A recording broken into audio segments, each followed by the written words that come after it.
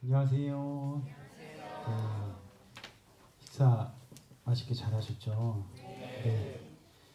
이 시간 옆에 계신 분들과 주님의 이름으로 사랑합니다. 축복합니다. 인사 나누는 시간 가졌으면 좋겠습니다.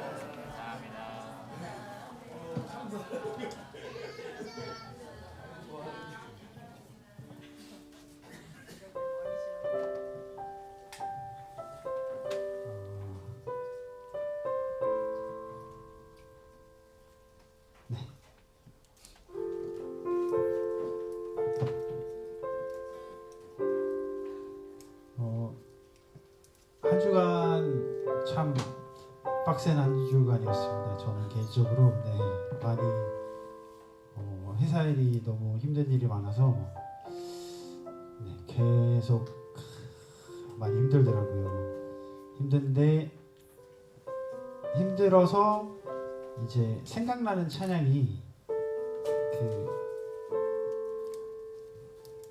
이 목사님이 다한이 맨날 시키는 그 찬양이 뭐죠? 처음에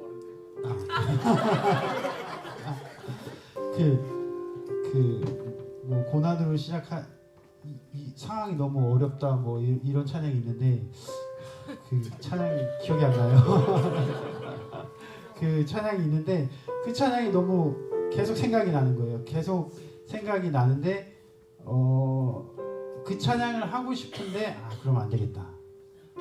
왜냐면 저희는 콘테를 짰기 때문에 콘테를 해야겠다 이 생각이 많은 한 주였습니다.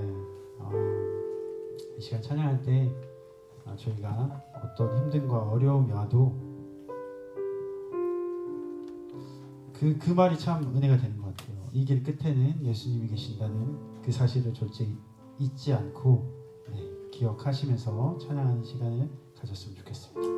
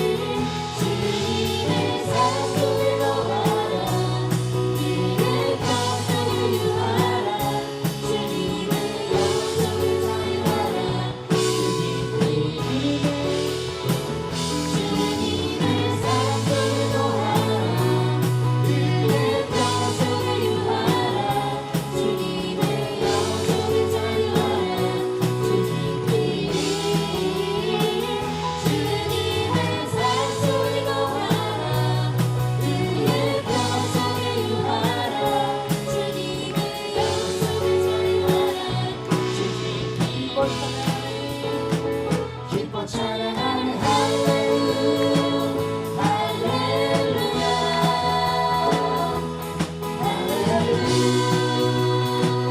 할렐루야 우리 모두 찬양 할렐루야 할렐루야 주님 나와 함께 계시네 내가 어둠 속에서 헤맬 때도 주님은 함께 계셔 내가 시험당하여 외로울 때도 주님은 함께 계셔 기뻐 찬양하는 할렐루야 할렐루야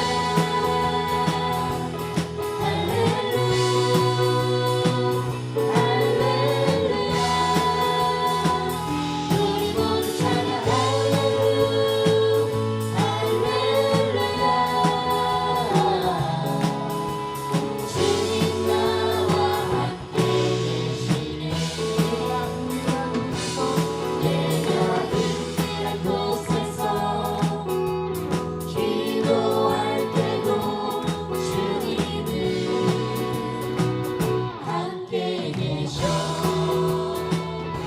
내가 아무도 모르는 선한 일할 때도 주님은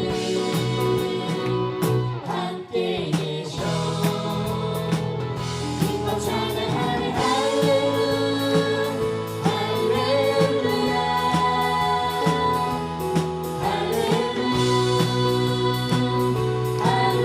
할렐루야 우리 모두 찬양 할렐루야 할렐루야 주님 나와 함께 계시네 힘이 없고 연약한 사람들에게 주님은 함께 계셔 세상 모든 형제와 자매들에게 주님은 함께 계셔 기뻐 찬양하는 할렐루야 할렐루야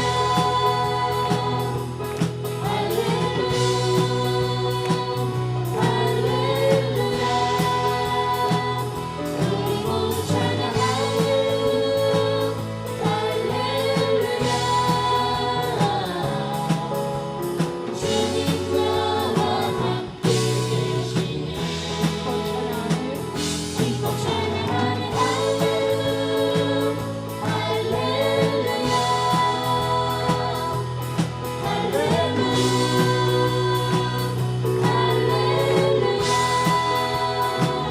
우리 모두 찬양 할렐루야 할렐루야 주님 나와 함께 계시네 주님 나와 함께 계시네 주님 나와 함께 계시네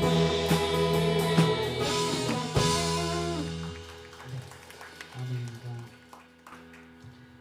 이 시간 찬양하기 전에 다시 한번 인사해볼게요. 주님이 선율이와 함께 계십니다. 이렇게 하고 잠깐 순간 얘기가 안 나왔어요. 다시 한번 인사해볼까요? 네.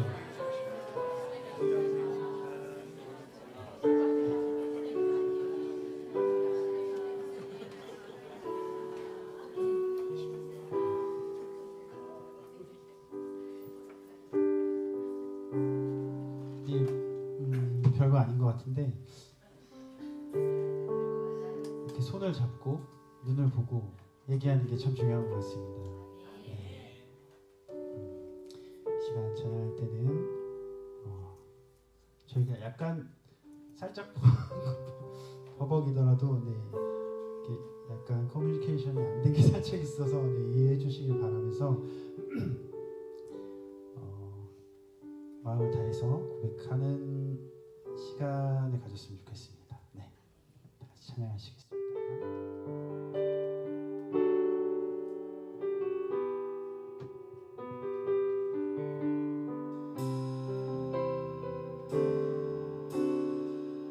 나의 모든 기도가 모든 기도가 주님께 드려지는 아름다운 시가 되게 하여 주소서.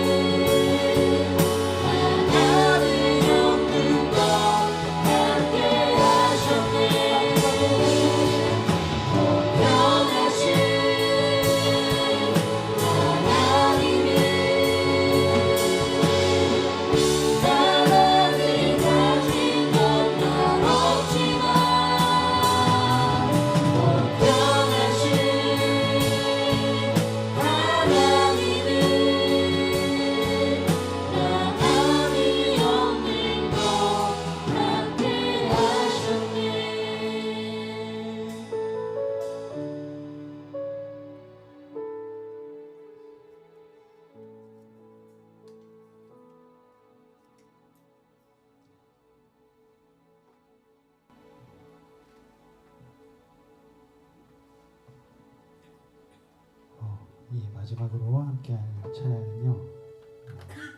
항상 들어도 은혜가 되는 은혜입니다.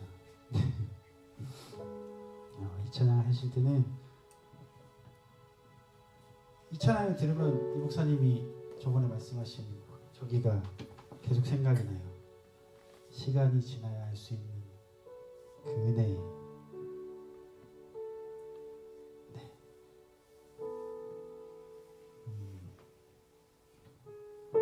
시간이 지나야 알 수 있는 은혜가 여러분과 계속 함께 했던 거, 저와 함께 했던 것들이 말로는 다 표현할 수는 없지만 이 찬양 함께 하시면서 고백하시는 시간 가졌으면 좋겠습니다. 네.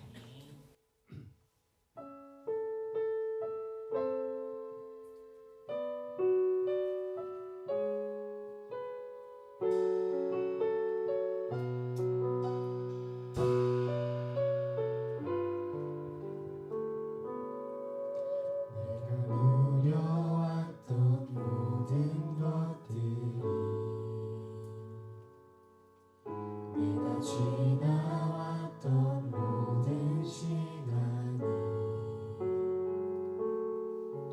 내가 걸어왔던 모든 순간이 당연한 것 아니라 여기만 반복해 볼까요? 내가 누려왔던 내가 누려왔던 모든 것들이 내가 지나왔던 모든 시간이 내가 걸어왔던 모든 순간이 당연한 것 아니라 은혜였어. 내가 누려왔던 모든 것들이 내가 지나왔던 모든 시간이 내가 걸어왔던 모든 순간이 당연한 것 아니라 은혜였어. 내가 누려왔던 모든 것들이 내가 지나왔던 모든 시간이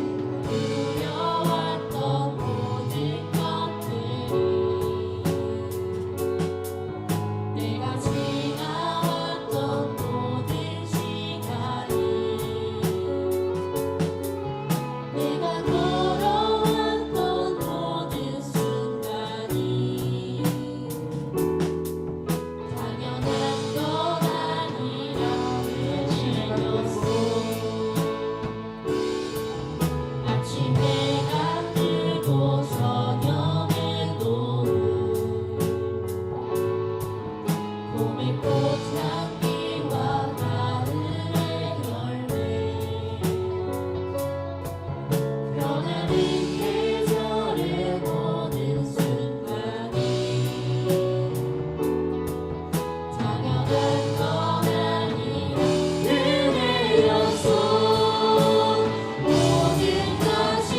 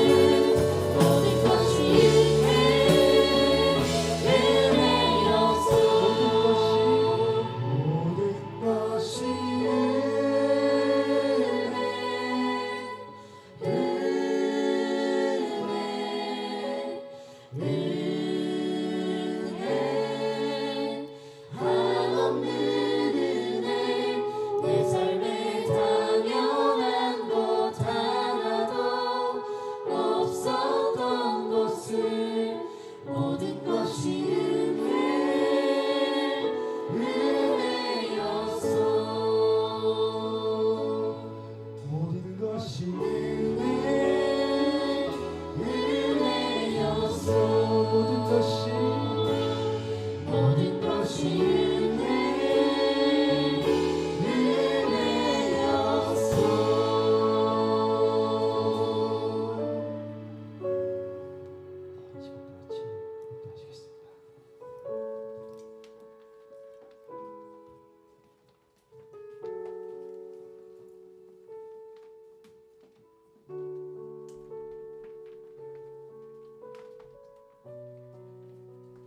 여호와여 내 마음이 교만하지 아니하고 내 눈이 오만하지 아니하오며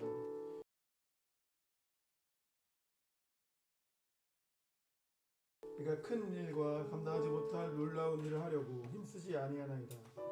실로 내가 내 영혼으로 고요하고 평온하게 하기를 젖된 아이가 그 영혼이 꿈에 있음 같게 하였나니 네 영혼이 젖된 아이와 같도다. 이스라엘아 지금부터 영원까지 여호와를 바랄지어다.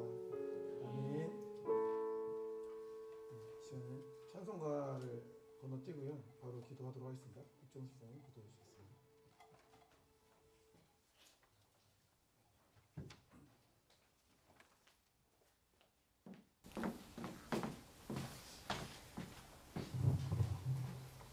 주님 감사합니다. 오늘 이 시간 저희들 또 점심을 맛있게 먹고 이 자리에 예배드릴 수 있도록 도와주셔서 감사합니다. 아버지 저희들이 하나님을 섬기면서 살아가지 못한 점이 많이 있습니다. 아버지 오늘 찬양 시간에는 옛날을 다시 돌아보는 옛 신앙을 다시 돌아보는 그런 귀한 시간이었습니다. 아버지 그것을 보고 지금부터라도 하나님 말씀에 잘 따라갈 수 있는 저희 모두가 다 되게 도와주시옵소서. 목사님 단에 세우셨습니다. 아버지께서 성령의 두루마기를 입혀주시사 아버지 그것이 세상의 말이 아닌 하나님의 주신 명령에 따라 말씀을 주실 수 있게 하여 주시고 그 말씀을 따라 저희들이 살아가는 데 부족함이 없도록 도와주시옵소서. 이 시간 저희들에게 큰 은혜를 주시옵소서. 예수님의 이름으로 간절히 기도드리옵나이다. 아멘.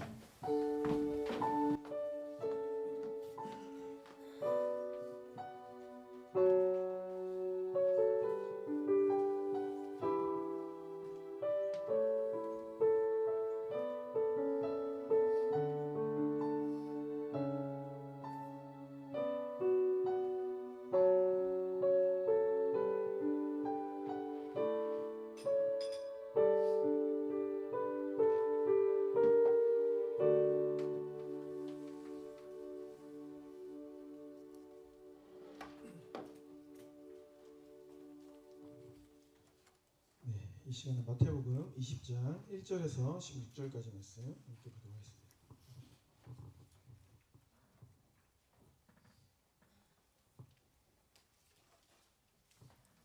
마태복음 20장 1절에서 16절까지 말씀 듣겠습니다.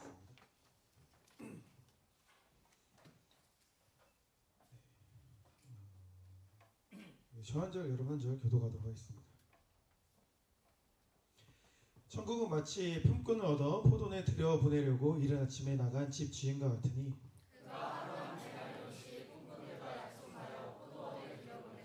또 제3시에 나가 보니 장터에 놀고 서 있는 사람들이 또 있는지라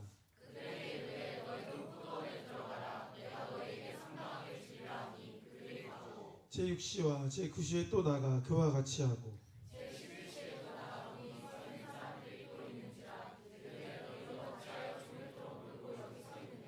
이르되 우리를 품꾼으로 쓰는 이가 없음이니이다. 이르되 너희도 포도원에 들어가라 하니라.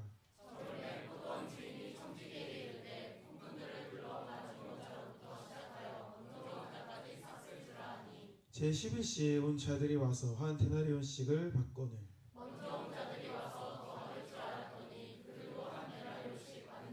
받은 후 집 주인을 원망하여 이르되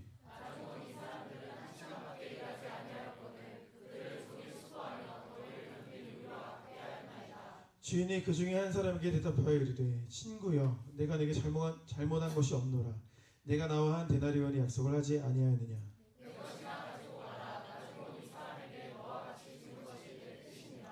내 것을 가지고 내 뜻대로 할 것이 아니냐. 내가 소나무로 내가 악하게 보느냐.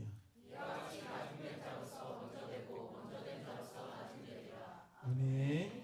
네, 오늘 본 말씀 중심으로 먼저 된 자들이라는 제목으로 말씀 나누겠습니다. 우리 앞뒤 사람 인사드릴게요. 네, 오늘 예배도 승리합시다. 네, 승리합시다. 네, 찬송가를 건너뛴 이유는 특별한 건 아니고 우리 마지막 찬양이 오히려 약간 오늘 설교 말씀과 더 연계성이 있어가지고 굳이 중간에 다른 거 하기보다 약간 이렇게 이어가는 게 좋겠다는 생각이 들어서 이제 스킵을 했습니다. 이제 마태복음 또 이제 말씀이죠. 매번 제가 시작할 때마다 질문을 해서 잘 아시겠지만 마태복음의 주제는 뭐라고 했죠? 매번 시작은 이렇게 하는데 마태복음 주제는 뭐라고 했죠? 하나님 나라, 하나님 나라다. 하나님 나라에 대한 이야기가 마태복음이다. 우리가 그렇게 말씀 나누지 않았습니까? 마찬가지로 이제 오늘 본문인 20장도 하나님 나라의 질서와 세상의 질서 이게 다르다, 같지 않다라는 말씀으로 우리가 이해할 수 있는 거예요. 그래서 예수께서는 이것을 설명함에 있어 어떤 프레임을 가지고 오시냐면 먼저 된 자와 나중된 자 이 이야기로 하나님 나라의 그런 질서와 섭리를 설명하고 계신다라는 거예요. 그래서 이 전장이죠. 오늘 보면 전장 마태복음 19장의 마지막 절 말씀을 보면 이러한 20장 전체의 내용을 잘 드러내고 있어요. 오늘 읽은 본문은 일부지만 오늘 20장 전체를 같이 조망해 보고자 합니다. 마태복음 19장 30절 말씀 보니까 그러나 먼저 된 자로서 나중되고 나중된 자로서 먼저 될 자가 많으니라 이렇게 말씀을 하고 있습니다. 그러니까 일종의 예고편이죠. 드라마 다 보고 나면 다음 주에 드라마 내용이 뭐 나오는지 잠깐 보여주잖아요. 그거예요. 20장 내용을 잠깐 이제 보여준 게 30절 말씀이다라는 거죠. 실제로 마태복음 20장 오늘 우리가 읽은 봉독한 내용의 마지막 절 16절이죠.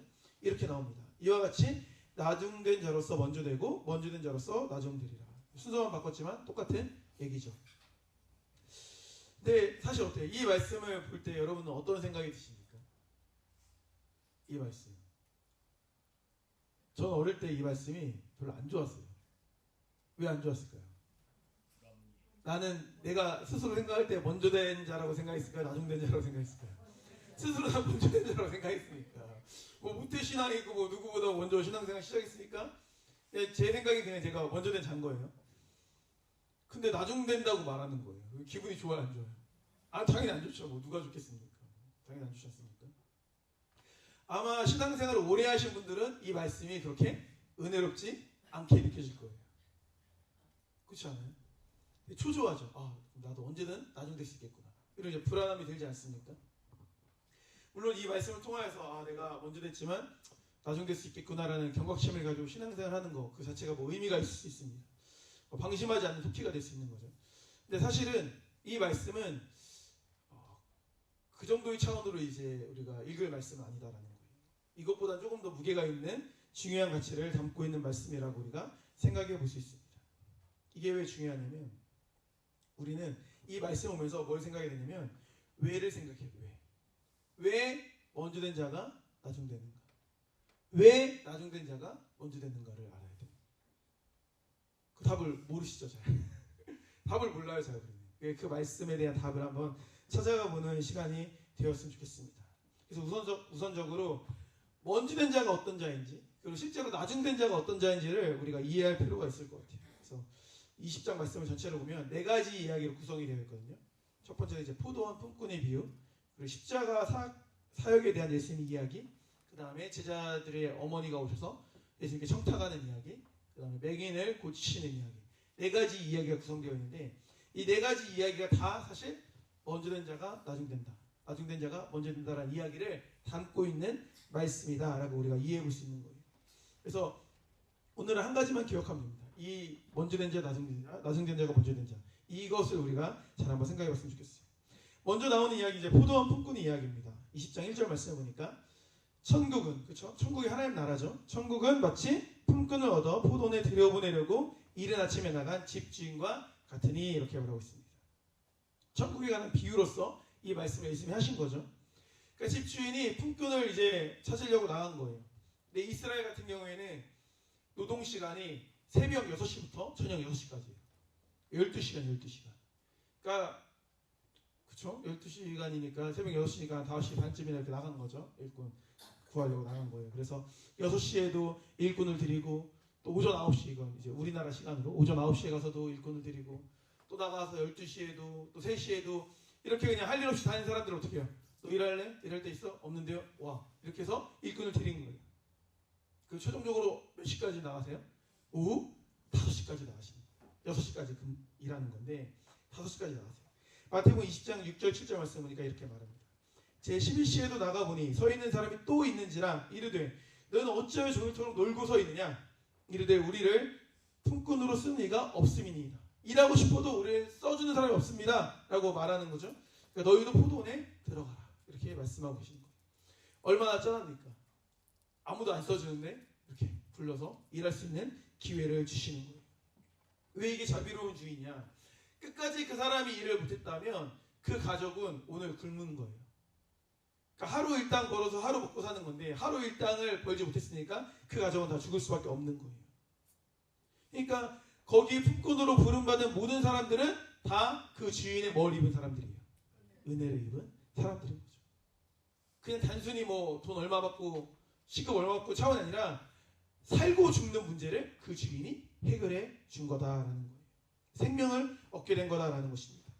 실제로 그 주인은 신실해서 약속한 대로 모두에게 하루를 살 수 있는 금액을 줘요. 마태복음 20장 2절 말씀 보니까 그가 하루 한 데나리온씩 품꾼들과 약속하여 포도원에 들여보내고 주인이 지급하기로 한 돈은 한 데나리온. 그러니까 그냥 편하게 생각하면 한 10만 원 정도 든다 이렇게 생각하면 될 것 같아요. 10만 원 정도. 그러니까 10만 원 정도 이제 다 모두에게 지급하니까 얼마나 공평합니까? 사실 그럼 이렇게 하면 돼요. 다 일 끝나고 나서 오후 6시가 됐을 때 자 그럼 아침에 일찍 먼저 온 사람부터 이제 쭉 오세요. 그러면 6시에 온 사람 먼저 10만 원 주고 자 가세요. 9시에 온 사람 10만 원 주고 자 가세요. 이렇게 하면 돼요. 아 지금 보람된 하루였다 하고 가면 되는 거예요. 그런데 그 주인이 어떻게 합니까? 누굴 먼저 줘요? 나중 온 사람을 먼저 줘요. 문제가 생기는 거죠. 마태복음 20장 8절 말씀 보세요.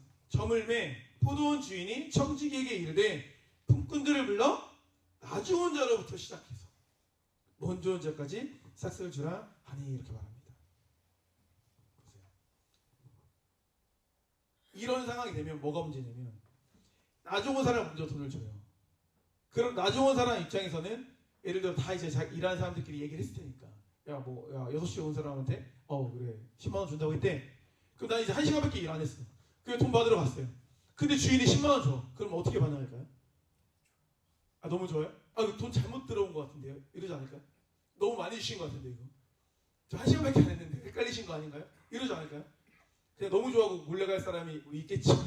보통은 이제 하루 일당이 10만 원, 1시간 일하고 10만 원 받고 그냥 당당하게 그냥 내뺀 사람이 얼마나 있겠어요. 보통은 약간 이거 좀 잘못 주신 것 같아요. 이렇게 피드백 하지 않겠습니까? 그러니까 그러니까 당연히 그렇게 되면 말을 할 수밖에 없는 거예요. 이거 잘못 준 거 아니야? 잘못 준 거 아니야? 뭐 가져가. 이렇게 얘기를 했겠죠. 그러다 보니까 당연하게 다른 사람들도 이 사람이 10만 원 받는 걸 알아요, 몰라요? 알 수밖에 없는 세팅인 거죠. 그렇게 되면 뭐가 문제냐? 1시간 일했는데 10만 원을 받았어요. 그 다음부터 다른 사람들이 이제 머리가 돌아가기 시작하는 거죠.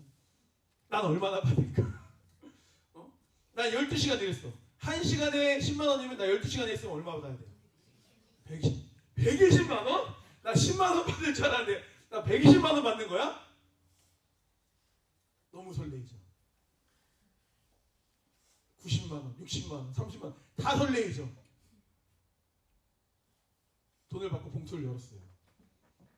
근데 10만 원. 기분이 좋아요, 안 좋아요? 기분이 좋아요, 안 좋아요? 마태복음 20장 9절 10절 말씀 보세요. 제 12시에 온 자들이 와서 한 데나리온씩을 받거늘 먼저 온 자들이 와서 더 받을 줄 알았더니 더 받을 줄 알았대요. 당연하죠. 그들도 한 데나리온씩 받은지라 이렇게 말하고 있습니다.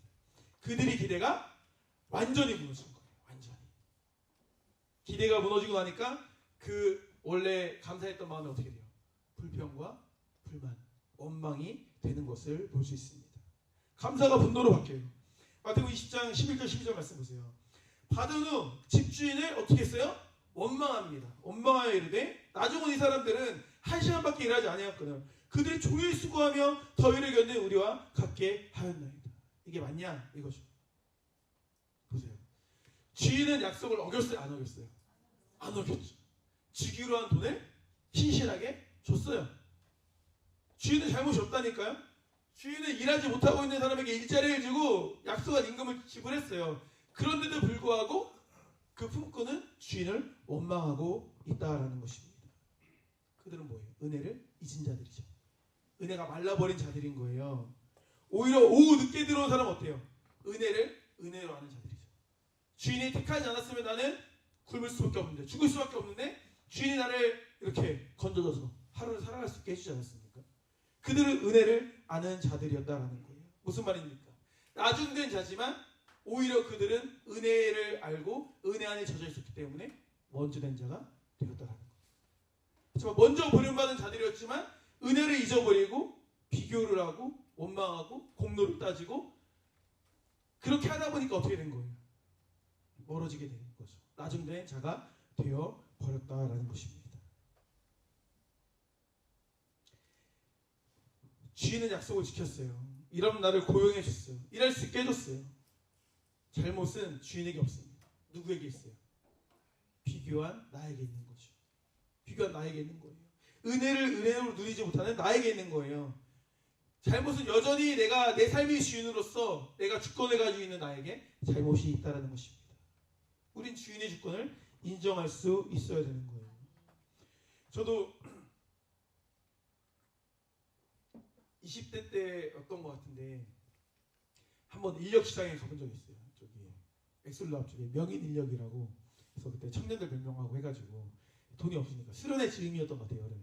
야 우리도 뭐 일당 많이 받는다는데 가서 한번 노가다를 한번 뛰어보자 해가지고 갔어요. 그때 뭐 기억에 뭐 장환이, 현동이 뭐 이런 애들하고 같이 갔던 것 같아요. 집사님도 같이 가셨는지 기억은 안 나는데 하여튼 몇 명이 갔어요. 새벽같이 가야 돼요. 원래 인력시장 아시죠 여러분? 새벽같이 가서 사무실에 가서 앉아있어요. 그럼 아저씨들 많이 와요. 이렇게 아저씨들 많이 와가지고 막 앉아있어요. 여기 딱 들어와서 뭐 김씨 뭐 박씨 뭐 나오세요 뭐 이렇게 해요. 그래요. 막 쓱 일어나요. 막 쓱 일어나. 나 언제 부름 받지? 나 언제 불러주지? 그래서 젊고 하니까 힘있고 하니까 좀 써주지 않을까 막 이런 이제 기대심을 가지고 이제 쳐다보는 거죠.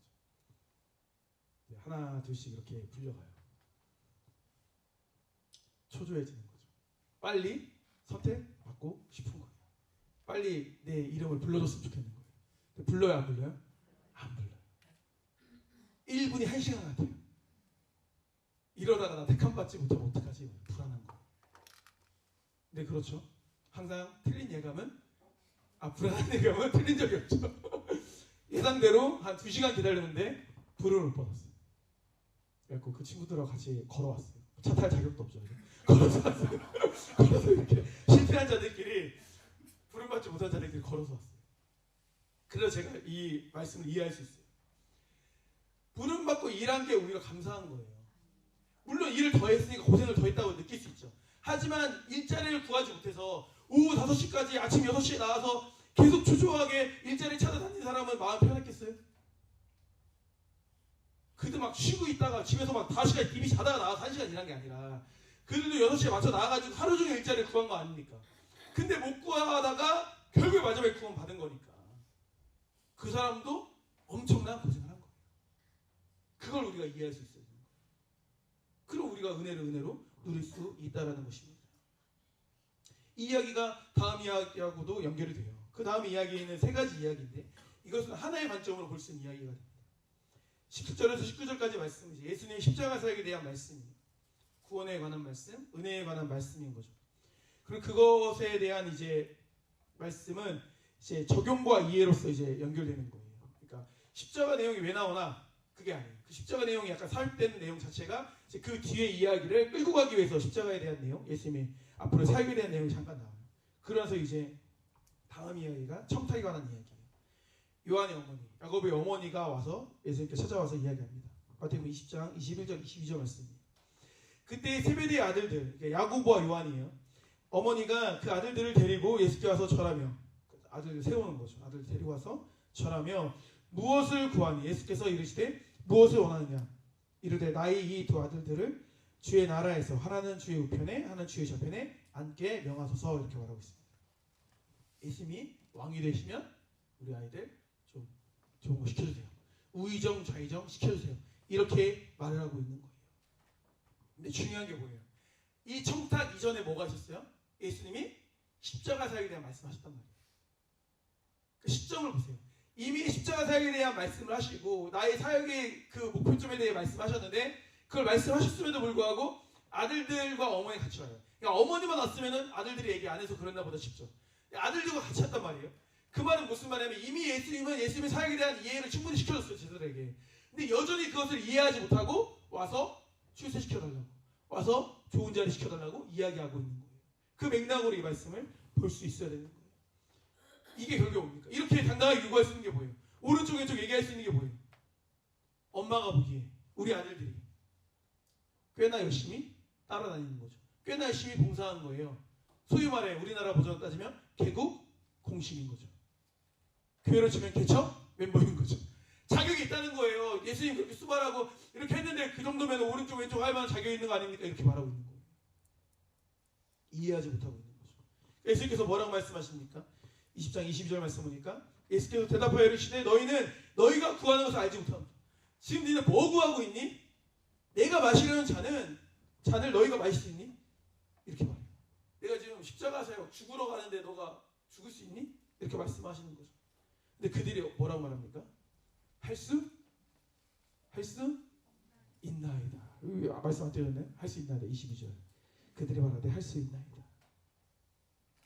제자들과 어머니는 예수님이 말씀하셨음에도 불구하고 여전히 십자가에 대한 이해를 하지 못했다는 거예요. 실제로 어떻게 됩니까? 죽음의 잔을 그들이 말한 대로 마셔요. 야고보 사도들 중에서 제일 먼저 승계합니다. 사도행전에 보면. 물론 요한 다른 아들 요한은 제일 오래 살았죠. 하지만 오래 살았지만 반모섬에 유배돼가지고 엄청 고생을 해요. 이들이 말한 대로 이 어머니가 말한 대로 그렇게 이루어진 것을 볼 수 있습니다. 근데 재미있는 건 요한의 어머니가 이제 애들 양쪽을 딱 끼고 와가지고 이제 청탁하는 장면을 본 제자들은 어떻게 반응했을까요? 아이고 예수님의 십자가 예수님의 사역이 어떤 건데 지금 청탁하고 앉아있니? 정말 니네 너 아직도 이해를 못했니? 이렇게 안타까워해야지 맞는데 어떻게 해요? 24절 말씀 보세요. 10제자 그러니까 2명의 아들 빼면은 모든 제자들인 거죠. 모든 제자들이 듣고 그 두 형제에 대해서 어떻게 해요? 분이 여겨요. 왜 분하게 여겨요?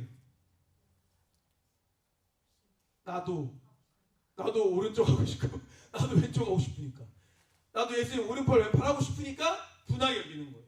그러니까 그들도 여전히 생각이 어떻게 해요? 똑같은 거죠. 다를 바가 없는 거예요. 똑같은 거예요. 엄마 아빠가 안 온 것 뿐인 거예요. 똑같은 마음을 가지고 있었던 거예요. 그래서 예수께서 상황을 정리해 주시죠. 20장 28절 말씀 보니까 인자가 온 것은 섬김을 받으려 함이 아니다. 도리어 섬기고자 하고 자기 목숨을 많은 사람이 대속물로 주려 함이다. 이렇게 말씀을 하고 계시는 거예요. 그래도 여전히 제자들은 그 그 십자가를 잘 이해하지 못합니다. 이 정도 오니까 이제 예수님이 말씀하신 목적이 드러나는 것 같지 않습니까? 예수님 입장에서 볼 때 가장 먼저 된 자들이 누구예요? 제자들이죠. 제자들 처음에 부르셨으니까 가장 먼저 된 자들이 제자들인 거예요. 예수님은 그 12제자를 중심으로 하나님 나라를 이끌어 가실 마음이 있으셨던 거예요. 그들을 훈련시켜서 이제 하나님 그 계획이 있으니까 그들을 통해 교회를 세우시고 복음을 확장시키고 이런 이제 원대한 계획을 갖고 계시는 건데 그 먼저 된 놈들이 잘해요 못해요? 시원찮은 거예요. 시원찮아요. 복음 확장이 되고 교회를 세우는데 중요한 역할을 해야 되는 그들이 여전히 엉뚱한 생각만 하고 있는 거예요. 자기 공로를 내세우죠. 정당한 권리를 요구하고 있습니다. 서로 비교하면서 누가 더 열심히 했느니 누가 수지자이니 누가 예수님을 더 사랑을 받느니 그걸 따지고 있는 거예요. 누가 더 신냐고 따지고 있는 거예요. 예수님은 그런 제자들에게 말씀하시는 겁니다. 너희가 먼저 되었지만 정작 중요한 것을 놓치고 있다는 거예요. 세상적인 기준으로 권리만 찾으려고 하면 너희는 결국 나중된 자가 될 수밖에 없다는 거예요. 그게 아니라는 거예요. 너희들이 공로를 따지기 전에 은혜를 먼저 깨달으라는 거죠. 은혜를 잊지 말라는 거예요. 예수님이 말씀하시는 건 그거예요. 정말 공교롭게도 그런 상황 이후에 어떤 이야기가 펼쳐집니까? 맹인이 나와요. 두 맹인이 등장합니다. 마태복음 20장 29절 31절이에요. 그들이 여리고에서 떠날 때 큰 무리가 예수를 따르더라. 맹인 두 사람이 길가에 앉았다가 예수께서 지나가신 다음을 듣고 소리질러 이르되 주여 우리를 불쌍히 여기소서. 다윗의 자손이여 하니 무리가 꾸짖어 잠잠하라 하되 더욱 소리질러 이르되 주여 우리를 불쌍히 여기소서. 다윗의 자손이여 하는지라 이렇게 말하고 있습니다. 불쌍히 여겨달라고 두 번이나 이렇게 요청하고 있는 거예요. 보세요. 맹인들에게 예수님에게 요구할 수 있는 권리가 있습니까? 뭐 좀 했어요? 봉사했어요? 헌신했어요? 고생했어요? 집과 부모 다 버려두고 예수님 쫓았어요? 그들은 한 게 하나도 없어요. 마치 5시에 들어온 품꾼과도 같은 거죠. 공로가 없어요. 온전히 그냥 순수 100%의 은혜를 입게 돼요. 은혜를. 근데 주님께서는 그들을 택하십니다. 20장 34절 말씀 보세요. 예수께서 불쌍히 계세요. 불쌍히 해달라고 하니까 불쌍히 계세요. 그리고 그들이 눈을 만지시니 곧 보게 되어 그 다음이 중요해요. 그들이 예수를 따르니라. 예수님의 제자가 된 거예요. 나중된 자였는데 믿음만큼은 예수님에 대한 은혜에 대한 이해만큼은 먼저 된 자가 돼버린 거예요. 이 말씀을 하시는 거예요. 이 말씀. 제자들은 예수님을 3년간 따라가는 자들이라니까요. 근데 아직도 그들은 은혜를 모르는 거예요. 주님이 부르신 것 자체가 은혜고 그 하나님 나라의 사역에 동참하는 자체가 엄청난 은혜인 건데 그 따라다니면서 예수님이 그런 수발 들고 뭔가 사역하고 이게 그냥 공로가 돼버린 거예요. 내가 이만큼 예수님 따르면서 고생했지. 야 그래 내가 한 게 얼마나 많이 사역했는데 야 3년간 내가 이걸 포기하고 그 안락한 집을 포기하고 내가 이렇게 고생하고 열심히 예수님 섬겼으니까 이게 이제 공로로 우리 안에 쌓이게 된 거예요. 반면에 맹인들은 제자들에 비해 나중에 예수님을 만났잖아요. 하지만 그들은 자기 공로와 권리와 비교가 아니라 오직 은혜로만 주님께 나아갔어요. 그 결과 그들은 진정한 믿는 자가 되었다는 것입니다. 우리도 마찬가지예요. 우리는 은혜로 사는 존재들입니다. 우리 모두 예수를 믿고 그 안에서 은혜를 경험하지 않았습니까? 근데 어느 순간부터 사실 그 은혜가 너무나 당연하게 여겨지는 거예요. 마치 부모님이 은혜가 엄청 큰데 그냥 당연한 것처럼 우리가 느끼는 것 같이 하나님이 우리에게 주신 은혜를 너무나 당연하게 생각하고 있다는 거예요. 그러면서 어떻게 합니까? 난 남들보다 더 열심히 했으니까, 난 남들보다 더 봉사했으니까, 더 헌신했으니까 난 더 남들보다 복 받아야 돼. 남들보다 더 잘 돼야 돼. 하나님께서 나를 더 들어 사용하셔야 돼. 라는 마음이 있다라는 거예요. 그렇게 흘러가면 결국 우리도 나중된 자가 될 수밖에 없는 거예요. 왜? 내가 잘나서, 내가 고생해서, 내가 노력해서, 난 정당하게 내가 한 만큼 얻었어. 주인이 불러준 게 은혜가 아니라 내가 열심히 노력해서 내가 노력한 만큼 내가 얻은 거야. 대가를 얻은 거야. 라고 생각하는 거예요. 불러주지 않았으면 첫날 백날이라도 100원도 못 받는다는 그 구원에 대한 이해를 못하는 거예요. 불러주셨기 때문에 의미가 있는 거지.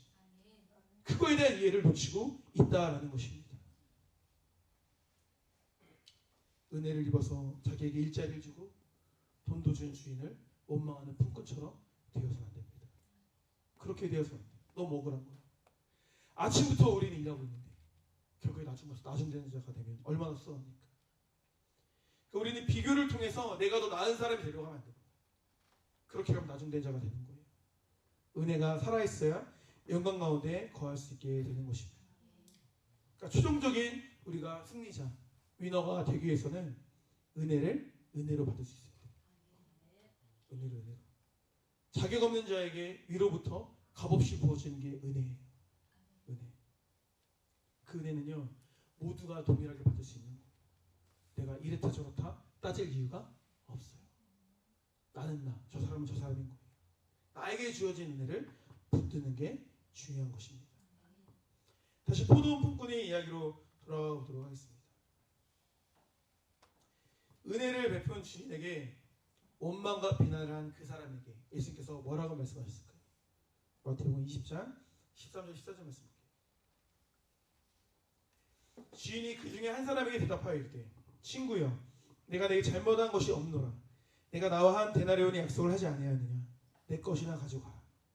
나중 온 사람에게 너와 같이 주는 것이 내 뜻이니라. 이렇게 말씀하고 있는 거예요. 이 말씀을 요약하면 한마디죠. 네 돈이나 가져가. 네 돈이나 가져가. 너 받은 거나 가져가. 이렇게 말씀하시는 거예요. 너는 뭘 모르는 거예요? 은혜를 모른다. 이걸 우리가 구원으로 생각할 수 있어야 돼요. 포도원 품꾼의 비유. 왜냐하면 천국의 비유로 말씀하신 거니까. 그러니까 일당은 구원인 거예요. 한 데나리온은 구원인 거예요. 그러니까 구원에 있어서 사실은 우리는 어때요? 다 스스로 나름 먼저 된 자라고 생각하시죠. 할렐루야. 대부분 여기 다 먼저 된 자들 아닙니까? 구원에 있어서. 그러니까 포도원 품꾼의 이유를 볼 때, 이 비유의 말씀을 볼 때, 읽을 때 불편한 마음이 드는 사람은 내가 먼저 된 자라는 생각이 있는 사람이 불편한 마음이 드는 거예요. 그걸 읽는데 내가 5시에 온 사람이라는 생각이 있으면 너무 감사한 말씀이겠죠. 근데 여기는 다 불편하잖아요. 지금 그 말씀이 거예요. 불합리하다 생각하잖아요. 근데 내가 먼저 된 자라는 생각이 있어서 그런 거예요. 먼저 된 자라는 생각이 있어서. 이걸 더 분명하게 느끼게 해드릴까요? 성경에서 나오는 가장 나중된 자가 누굴까? 5시 59분 59초에 품꾼이 된 자가 누굴까? 그렇죠? 십자가 옆에 감동이에요. 한 번쯤은 그런 생각 해봤죠? 아 나도 그냥 세상에서 실컷 편하게 살다 그냥 죽기 전에 주님 믿어요 하고 죽었으면 좋겠다. 과반 이상 있습니다. 확신합니다. 확신해요 저는. 할렐루야. 아 이렇게 힘들게 안 다니고 그냥 막 나 한 60 먹어가지고 그냥 신앙생활 그냥 하면 안 돼? 될 것 같은데? 될 것 같은데? 지금도 뭔가 망설이고 제일 부러운 사람이 누구야? 강도만. 그 강도. 십자가 옆에 강도. 5시 59분 59초에 들어온 사람이죠. 부럽습니까? 이렇게 한번 생각해보자는 거예요. 그 강도의 인생이 부러워요? 어떤 인생을 살았기에 결국에 십자가에 달려서 그렇게 죽음을 당했겠습니까? 행복한 인생을 살다 그렇게 죽었을까요? 인생 자체가 쓰레기 인생인 거예요. 인생 자체가 실패고 원망이고 인생 자체가 버림받고 인생 자체가 슬픔이었을 거예요. 누구도 사랑해주는 사람이 없고 누구도 자기를 돌봐주는 사람이 없고 누구도 나를 길을 인도해주는 사람이 없으니까 결국에 몰려 십자가까지 간 거예요. 최악의 자리까지 간 거예요. 그 인생이 부러워요? 세상에서 자유롭게 사는 사람 부럽다고 생각하시지만 그들 속에 뭐가 있고 그들 마음속에 뭐가 있는지를 우리가 어떻게 합니까? 그들도 걱정, 근심으로 속이 문드러져요. 그들이 너무 행복해 보이세요? 그렇지 않아요. 들여다보면 다 시궁창이에요. 마치 집에 있는 싱크대 그 뚜껑 여는 것 같아요. 멀쩡해 보이지만 그 여는 순간 며칠간 음식물세 거기서 사이에 껴서 막 이렇게 다 있잖아요. 이렇게 다 껴서 있잖아요. 다 더럽고 다 엉망인 거예요. 다 속은. 근데 그렇게 막 좋아 보이는 것처럼. 제가 인스타 이런 거를 약간 별로 안 좋아하는 이유가 있어요. 다 제 행복한 것만 올리죠. 다. 막 남들 부러워라고 염장 지르는 것만. 다 그렇게 행복한 줄만 알아요. 다. 근데 아니에요. 그렇지 않아요. 다들 막 다 아니에요. 그지같이 살면서도 막 좋게 하는 거예요. 세상에 산다고 행복한 게 아니라니까요. 강도 그 친구를 생각해보세요. 부러운 게 아니에요. 가장 불쌍한 거죠. 가장 마지막까지 그냥 갔다가 구워봤으니까 뭐 은혜긴 하지만 그 인생을 담고 싶진 않잖아요. 처음부터 주님과 따라다니면서 막 희노애락을 누리고 막 그 안에서 막 그냥 재밌는 이야기를 쌓고 그게 훨씬 낫시잖아요. 좋지 않습니까? 그 걸 부러워하면 안 돼요. 신앙생활에는요 가성비가 없습니다. 최소한의 노력만 들여서 딱 구원 얻고 싶다. 그 생각을 버려야 돼요. 이걸 어떻게 설명하면 좋을까? 마치 그런 것 같아요. 이게 적당한 비유일지 모르겠는데 지난번에 장을 보러 갔어요. 코스트코 장을 보러 갔는데 어떻게 하다 그 얘기가 나왔어요. 규영이랑 민경이랑 뭐 이렇게 있었던 것 같아요. 제이도 있었나? 코스트코 여기서 갖고 싶은 거 있으면 하나는 무조건 사준다고 하면 뭐 살래? 뭐 이런 식으로 얘기를 했어요. 그러니까 누가 뭐 노트북 사야지, 뭐 맥북 사야지, 뭐 이런 식으로 막 얘기를 했어요. 제가 그랬어요. 나 같으면 코스트코에 있는 금괴를 하나 달라고 하겠다. 코스트코에서 단일 품목으로 제일 비싼 건 금괴거든요. 그 골드바 금괴까지는 아니고 골드바 가서 지나가는 길에 골드바를 봤더니 7천 얼마였나 그지? 7천 얼마더라고요. 그러니까 물건 하나로 그게 제일 비싸겠죠 아무래도. 그럼 보세요. 내가 한 번 가서 그 골드바를 얻게 된 거랑 내가 10번 코스트코를 가도 10번째 갔을 때 골드바를 얻게 된 거랑 내가 10번 갔어도 골드바만 얻게 된다면 한 번 간 사람 그렇게 부러워요? 나 100번 가도 골드바 얻게 되면 한 번에 얻은 사람 안 부러울 것 같은데 이해되세요? 우리가 얻게 되는 구원의 가치 너무나 커서 사실 내가 조금 더 노력하고 조금 덜 노력하고 쟤는 더 편하게 받았는데 그게 별로 중요한 가치가 아닌 거예요. 이해되세요? 상상 속의 일이어서 이해가 안 되시나요? 돈이 많아야 그런 거 실제로 이해가 되는데 100번 가서 골드바를 얻어도 그게 손해가 아니잖아요. 즐거운 마음으로 가지. 우선 그치? 즐거운 마음으로 가지. 즐거운 마음. 물론 한 번 간 사람이 째수긴 하죠. 하지만 100번 가도 손해는 아닌 거예요. 손해가 아니라는 거예요. 그러니까 구원은 그거에 골드바 7,000원에 피할 때가 아니잖아요. 그러니까 뭘 손해를 따지고 앉아있냐는 거예요. 답답한 거죠. 그러한 사고가 우리가 바뀌어야 되는 거예요. 예수님께서는 이 부분을 굉장히 강하게 생각하세요. 세게 생각하세요. 그 주인으로 예수님이 비우니까 주인은 사실 예수님이겠죠. 예수님, 주인이 그 사람, 원망한 사람, 못된 사람에게 이렇게 말씀하세요. 친구여, 이렇게 친구여. 마태복음 20장 13절 14절 말씀 다시 한번 띄워주세요. 주인이 그 중 한 사람에게 대답하니까 여기서 친구여, 이렇게 친구야. 친구야, 우리는 좋은 표현이죠. 예수님에게는 가장 큰 욕이에요. 친구요. 친구요 가장 큰 욕이에요. 친해서 그렇게 말한 게 아니에요. 보세요. 친구요를 이 외에 2번 쓰셨거든요. 용례가. 다른 용례 한번 볼게요. 마태복음 22장 12절 말씀 보면 이르되 친구여 어찌하여 예복을 입지 않고 여기 들어왔느냐 하니 그가 아무 말도 못하고 예복 입지 않은 것 자체가 죄인인 거예요. 여기서 내쫓김을 당하는 일입니다. 그러니까 죽을 수밖에 없는 존재를 친구라고 말하고 있는 거예요. 보세요. 또 하나 마태복음 26장 50절 말씀 볼게요. 예수께서 이르시되 친구여 내가 무엇을 하려고 하는지 행하라 하신대 이에 그들이 나와서 예수께 손을 내어 잡는지라. 여기서 말하는 친구 누구예요? 바로 유다죠. 친구예요. 이렇게 말씀해요. 날 잡으러 온 그 사람에게 친구예요. 이렇게 말씀하시는 친구. 상당히 마음에 안 드는 상당히 별로인 사람을 친구라고 말씀하고 있는 거예요. 은혜를 받았음에도 화가 나고 여전히 비교하고 원망하는 삶을 살게 되면 주님께서 우리를 부르실 거예요. 친구예요. 이렇게. 교회에서 화가 나고 막 욕하고 싶고 이러면 어떻게 하면 돼요? 친구예요. 이렇게 합시다. 이렇게 친구예요. 친구 유이만 이렇게. 친구예요. 이렇게. 친구예요. 이렇게. 친구 누구예요? 이렇게. 친구예요. 이렇게.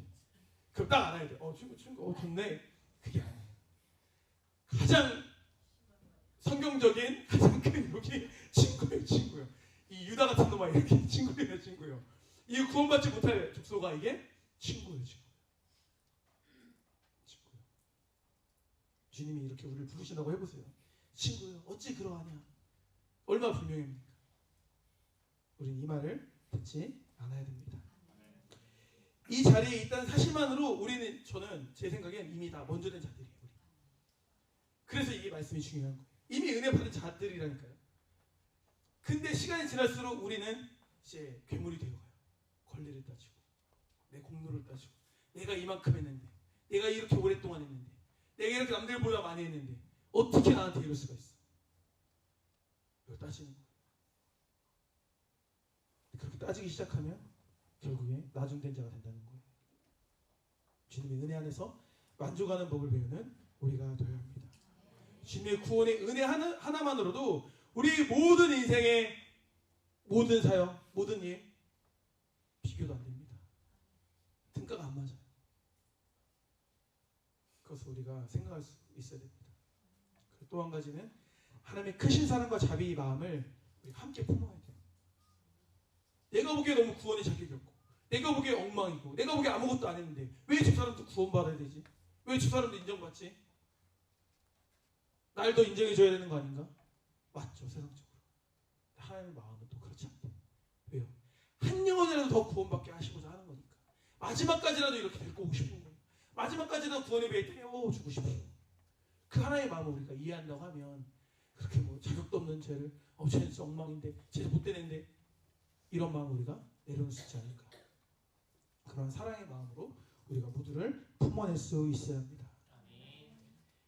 다 다른 사람이기 때문에 동일한 시간에 동일한 방법으로 우리를 구원하시지 않아요. 다 달라요. 시간도 부여의 방법도 다 다릅니다. 그걸 이해할 수 있어야 돼요.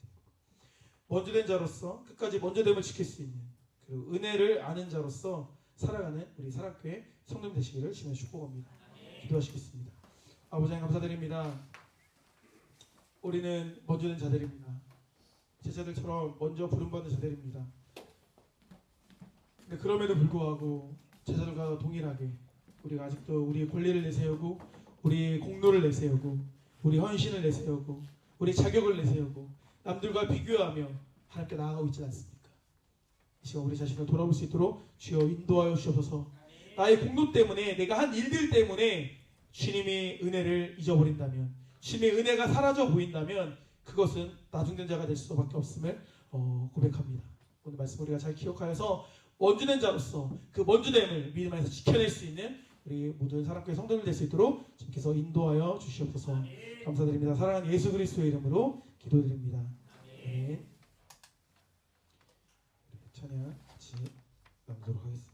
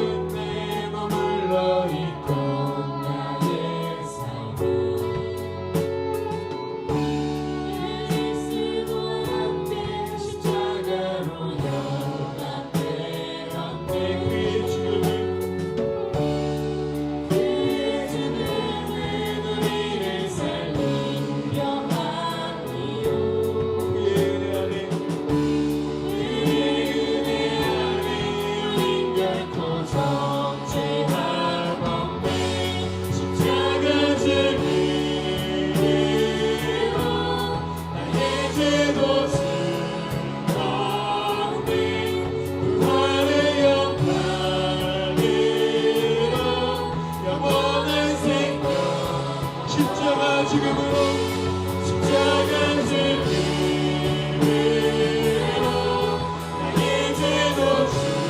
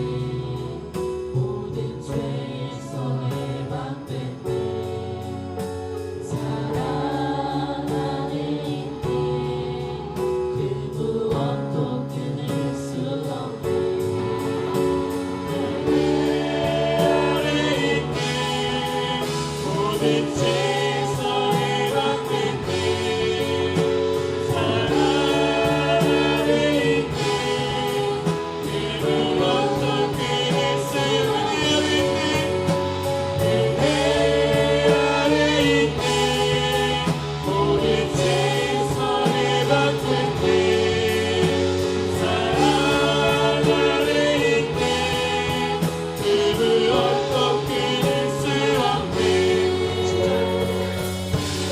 십자가 주님으로 나의 죄도 지었네 부활의 영광으로 영원한 생명 십자가 주님으로 십자가 주님으로 나의 죄도 지었네 부활의 영광으로 영원한 생명 얻었네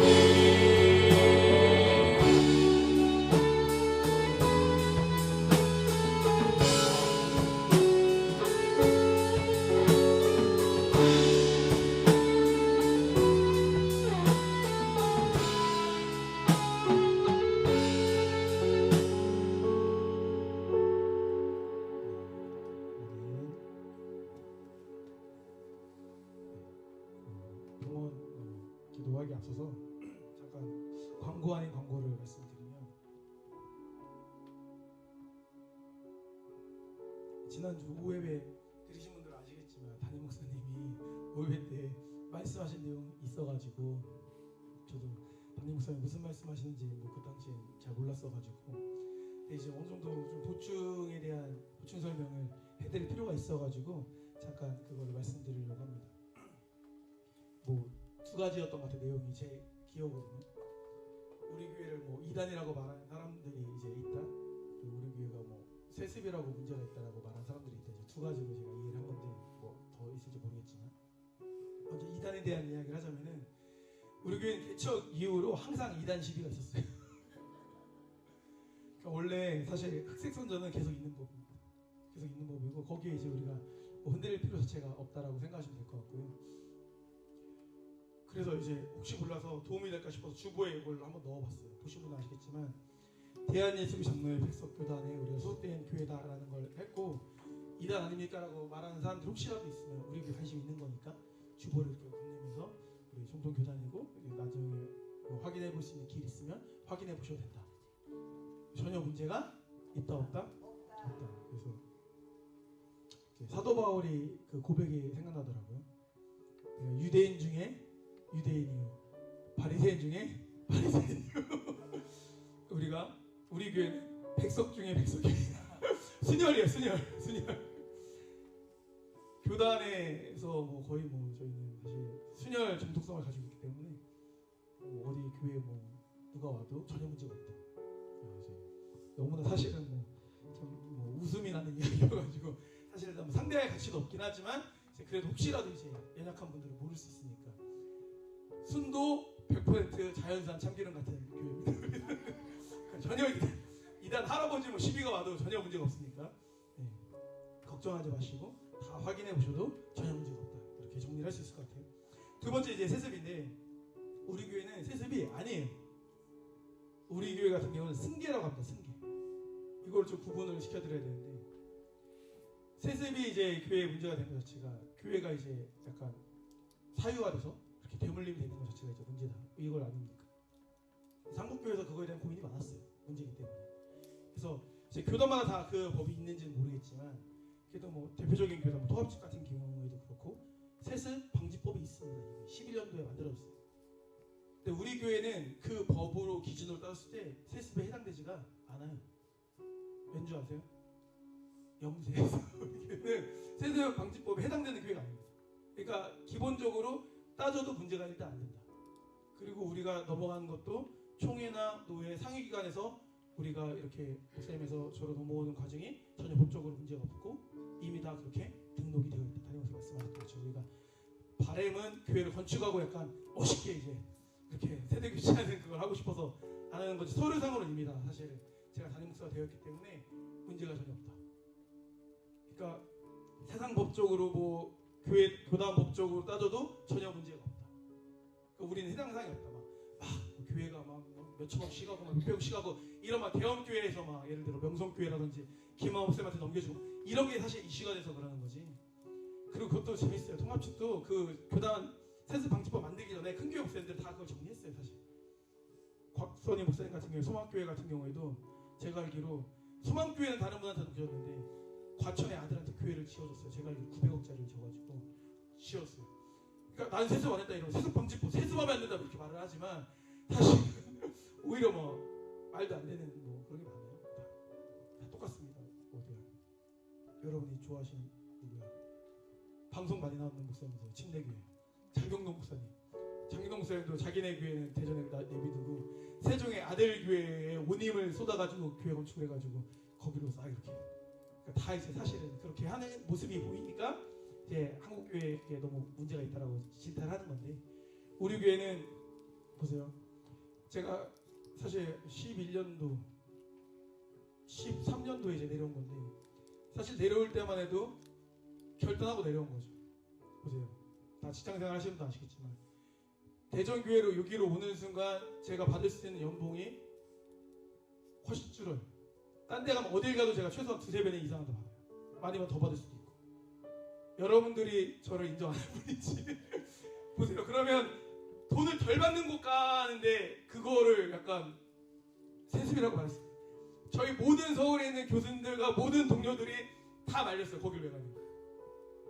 심지어 담임 목사님 제일 친한 친구분 있어요. 충주 그 교회 목사님 아실 거예요. 그 어디 교회야? 그 목사님도 말하더라고요. 성교 거기 가둬놓지 말라고 아깝다고. 맞죠? 지금 어디 가도 지금 우리 교회에서 대우해주는 것보다 2배 이상은 당연히 받는 거예요. 그럼 이게 욕심에서 온 걸까요? 헌신에서 온 걸까요?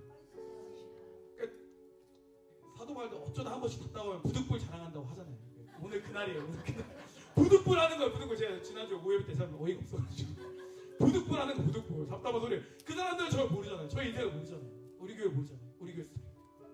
저도 이게 오늘 말하려고 했던 게 아니에요. 근데 인섭쌤이 저렇게 막 영상 보여주고 해가지고 말해야겠다 싶었어요. 왜냐면 이건 쓴 게 아니에요. 오늘 와서 이렇게 쓴 거라서 말해야겠다 싶어가지고. 그래서 결단하고 내려와서 13년도부터 막 11년도에 리모델링 하고 그때부터 우리 교회를 막 더 힘 담아갖고 키운 거 아닙니까? 그렇죠? 그 세월을 우리는 다 알고 있으니까. 그 누가 뭐라고 해도 사실 우리 교회는 철옹성처럼 단단한 교회죠. 그러니까 괜히 누가 뭐라고 한다고 우리가 뭐 전혀 문제가 안 되고 우리가 엘리트 의식 가지는데 뭐가 문제입니까?